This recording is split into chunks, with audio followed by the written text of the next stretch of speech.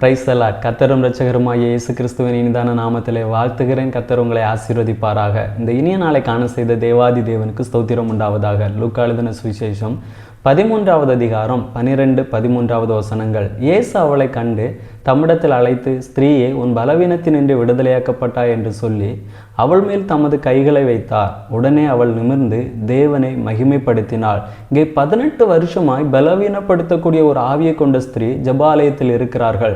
அந்த 12 ஆண்டுகள் விடுதலை கிடைக்கவில்லை. எப்பொழுது அவர்களுக்கு விடுதலை கிடைக்கிறது என்று பார்க்கும் பொழுது, அவர்கள் இயேசுவினிடத்தில் வந்த பொழுது, எப்பொழுது அவர்கள் இயேசுவினுடைய பார்வையிலே படுகிறார்களோ அப்பொழுது அவர்களுக்கு ஒரு பூர்ணமான விடுதலை கிடைக்கிறது.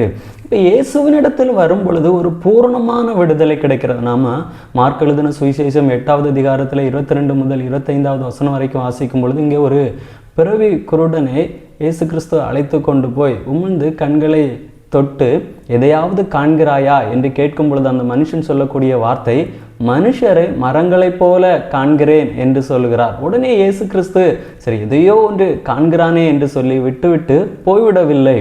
அவர் மறுபடியும் தொட்டு சுகப்படுத்துகிறார். ஒரு பூர்ணமான விடுதலையை கட்டளையிடுகிறார். இப்போ ஒரு பிறவி குருடன் ஒரு டாக்டர்கிட்ட போகும் பொழுது அங்கே ஒரு நல்ல ட்ரீட்மெண்ட் கொடுக்கிறார்கள். ட்ரீட்மெண்ட் ஆகி ஒரு கொஞ்சம் பார்வை கிடைத்து விட்டது என்றால் ஒரு திருப்தி வந்துவிடும். இதுவரைக்கும் பார்வை இல்லாத ஒரு மனுஷனுக்கு கொஞ்சம் தெரிகிறது.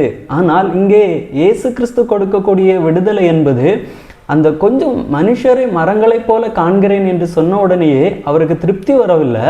ஒரு பூரண விடுதலையை அவன் கொடுக்க வேண்டும் என்று விரும்பி ஒரு பூர்ணமான விடுதலையை கொடுக்கிறதை நாம் பார்க்க முடிகிறது. அதே போல தான் நம்முடைய வாழ்க்கையிலே நாம் இயேசு கிறிஸ்துவினிடத்தில் வரும் பொழுது நிச்சயமாக அந்த விடுதலை பூரணமான ஒரு விடுதலை, பூரண விடுதலையை கர்த்தர் நமக்கு என்ன செய்வார்?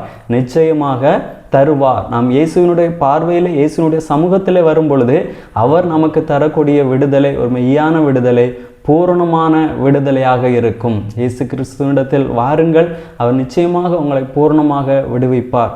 ஜெபிக்கலாமா?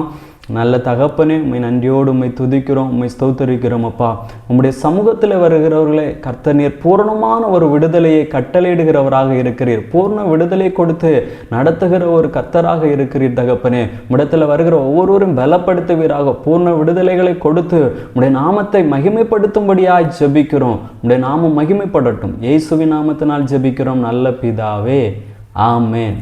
God bless you.